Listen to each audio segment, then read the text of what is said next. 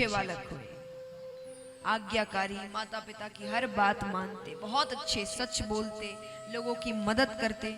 धुंधकारी वहीं पर सर्व अवगुण संपन्न।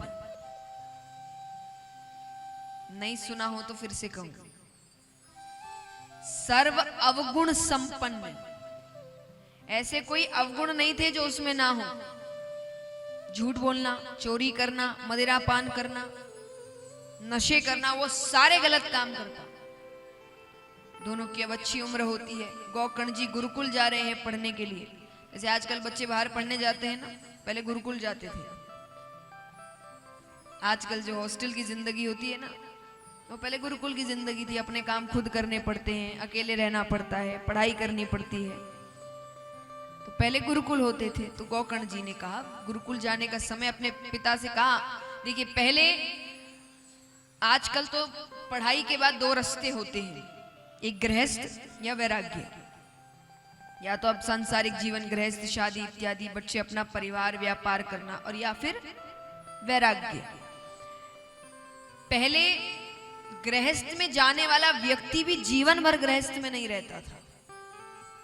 यानी एक उम्र के बाद जब उसके बच्चे अच्छे समझदार हो गए हैं, अपना जीवन खुद व्यतीत कर सकते हैं, तब फिर वो गृहस्थ त्याग कर वन में चले जाते थे, एक वैरागी की तरह जीते थे। तो गौकर्ण जी ने कहा कि अब समय हो गया है पिताजी, आपको भी गृहस्थ त्याग देना चाहिए। आत्मदेव भी वन की ओर चले गए, गौकर्ण जी गुरुकुल चले गए। अब यहाँ सिर्फ धुंधकारी और उसकी माता। एक दिन उसको नशा करने के लिए धन की जरूरत थी, घर में धन नहीं था। उसने माता से मांगा कि मुझे धन चाहिए। नशा करने वाला व्यक्ति अगर उसको सही समय पर नशा मिले, नहीं मिले, तो वो बौखला उठता है, होश में नहीं रहता। इसीलिए कहते ये चीजें नहीं करनी चाहिए, क्योंकि ये चीज ऐसी नहीं, करने वाला व्यक्ति खराब है या ऐसा है, दोनों के लिए, चाहे पुरुष हो कि स्त्री हो। करने का अर्थ नहीं आप खराब है ऐसा नहीं, बस ये करने के बाद आप होश में नहीं रहते। और नहीं, होश में नहीं रहने का मतलब कोई भी कदम उठा सकते हो, होश जब आएगा तब दंड मिलेगा। तो इसीलिए ये सारी चीजें ग्रहण नहीं करनी चाहिए। जितना आनंद उठाना है होश में रहकर उठाओ। तब वो होश में नहीं है, उसको नशा चाहिए, उसको इतना गुस्सा आ रहा है क्योंकि उसको धन नहीं मिल रहा। उसने अपनी माता को ही मार डाला, माता की मृत्यु हो गई। पूरा घर उसका खुद का है, पूरी आजादी, जो मन में आए वो करे। कितनी स्त्रियों को अपने साथ उस घर में लेकर आ गया। उन स्त्रियों के कहने पर राजा के खजाने में चोरी करी। स्त्रियों ने सोचा एक ना एक दिन तो पकड़े जाएंगे, इसके चक्कर में हमें भी दंड मिलेगा। तो एक रात्रि उसको इतना मदिरा पान करवाया कि वो कुछ भी करने के स्थिति में नहीं है, वो कुछ नहीं कर सकता। अब उसको मारने की कोशिश कर रहे हैं। ऐसे ऐसे तरीके अपनाए गए और तकलीफ उसको भयंकर हो रही है, बहुत पीड़ा हो रही है, लेकिन उसकी मृत्यु नहीं हो रही। इतने पाप किए, इतनी आसानी से तो मृत्यु आने से रही। अंत में गरम गरम दहकते हुए कोयले होते हैं, वो कोयले उसके मुख में डाल दिए गए। बहुत दर्दनाक मृत्यु आती है। मृत्यु आने के बाद भी उसको मुक्ति नहीं मिली, उसको प्रेत योनि प्राप्त हुई। अब यहाँ पर गौकर्ण जी को पता चलता है कि भाई की मृत्यु हो गई। वो गया में श्राद्ध इत्यादि करवाते हैं, फिर वापस घर लौटते हैं। घर आकर सोने लग रहे हैं कि किसी के रोने की आवाज आ रही है। हम और आप तो भाग जाए उस घर से। गौकर्ण जी कहते हैं कौन रो रहा है, सामने आए। सामने वो नहीं आ सकता, उसकी आवाज आती है। उसने कहा मैं तुम्हारा भाई धुंधकारी हूं, मुझे प्रेत योनि प्राप्त हुई है, कोई रास्ता निकालो, मुझे मुक्ति चाहिए, मैं ऐसे नहीं घूम सकता।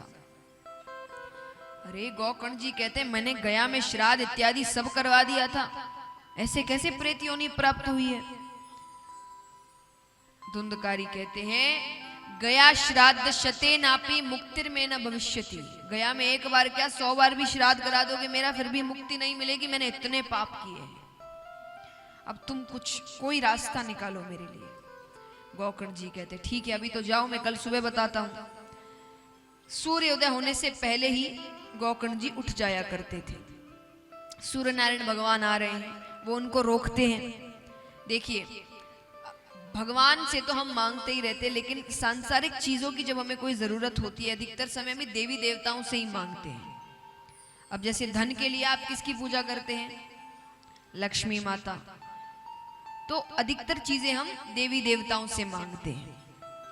तो कहते हैं जो त्रिकाल संध्या करते हैं उनकी बात देवी देवता बड़ी जल्दी सुनते हैं। त्रिकाल संध्या यानी 3 बार पूजा।